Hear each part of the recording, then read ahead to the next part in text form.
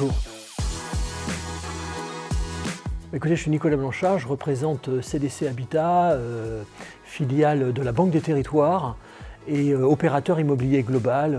On gère dans le milieu de l'habitat et de l'immobilier 550 000 logements aujourd'hui répartis sur l'ensemble du territoire, y compris en Outre-mer.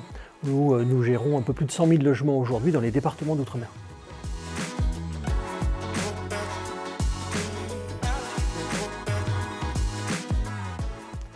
Les grandes évolutions, c'est les évolutions manifestement technologiques et industrielles.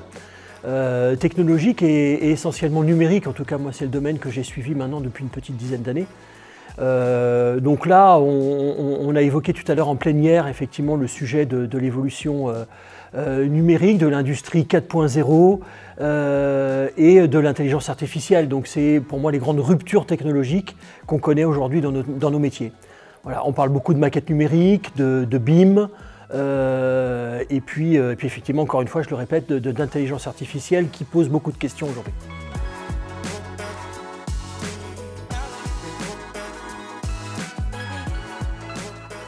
La technologie dans les logements, elle doit être au service des usagers, de l'humain et de ses préoccupations présentes et futures.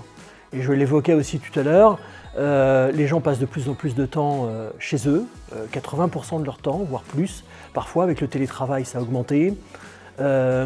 Et donc, il y a des attentes particulières en termes de services, en termes de confort, le confort d'été, le confort d'hiver, adresser des nouveaux services autour de leur consommation, des sujets de sobriété énergétique, environnementale, les consommations d'eau, les consommations d'énergie. Voilà, faire en sorte qu'on leur propose des solutions qui permettent à la fois de mieux habiter dans leur logement, mais aussi de maîtriser leur pouvoir d'achat.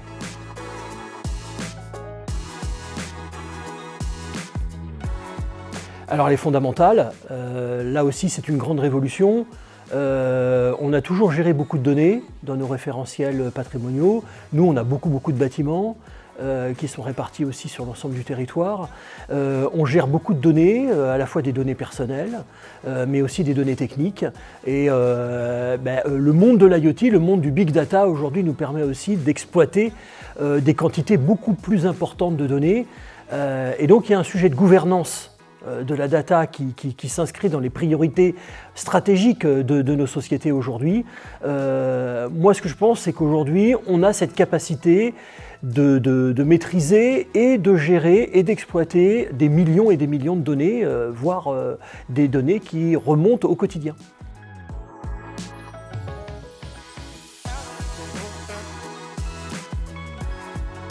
L'avenir, c'est un habitat, pour moi, qui est à la fois connecté, mais connecté au sens pas forcément technologique ou technique du terme, mais connecté à la ville, connecté à son environnement et son environnement le plus proche. Donc c'est un bâtiment inclusif, on parle d'inclusivité aujourd'hui. Et l'inclusivité, c'est à la fois être proche de son environnement, par exemple être informé ou alerté lors de stress hydrique, de problématiques de distribution d'eau, de qualité de l'eau par exemple dans les logements, de pollution de l'air. Et donc de savoir quel type de transport on va pouvoir prendre. Est-ce qu'on va utiliser son vélo? Est-ce qu'on veut utiliser sa voiture aujourd'hui? Être informé sur le trafic. Voilà, donc c'est vraiment les services qui permettent au quotidien d'être le plus intégré dans son environnement.